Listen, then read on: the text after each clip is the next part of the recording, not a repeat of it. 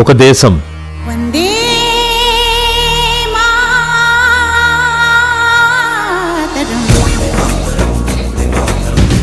లక్షల మంది కలలు, కోట్ల మంది కన్నీళ్లు.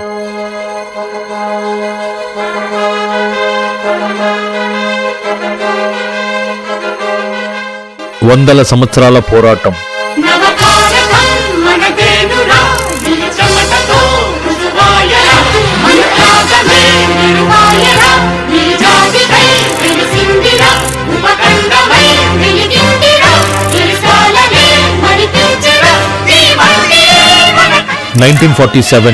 ఆగస్ట్ 14 ఆ రాత్రి, ఈ రాత్రి భారత చరిత్రాన్ని మర్చిపోయే రాత్రి కాదు, చరిత్రాన్ని రాయబోయే రాత్రి.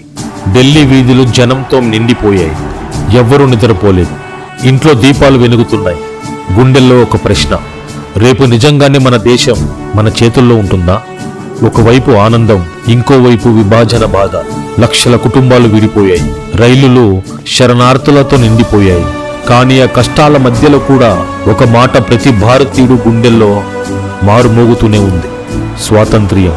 క్లాక్ మెల్లగా అర్ధరాత్రి వైపు నడుస్తుంది. ప్రతి సెకండ్ ఒక యుగంలా అనిపించింది. పార్లమెంట్లో అందరూ ఎదురు చూస్తున్నారు. బయట జనం ఊపిరి బిగబట్టి నిల్చున్నారు. ఆ క్షణం కోసం, తరతరాలుగా పోరాడిన వీరుల కోసం. బ్రిటిష్ పాలన ముగిసింది.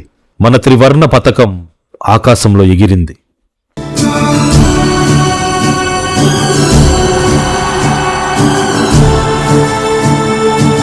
భారత్ స్వతంత్ర దేశమయ్యింది.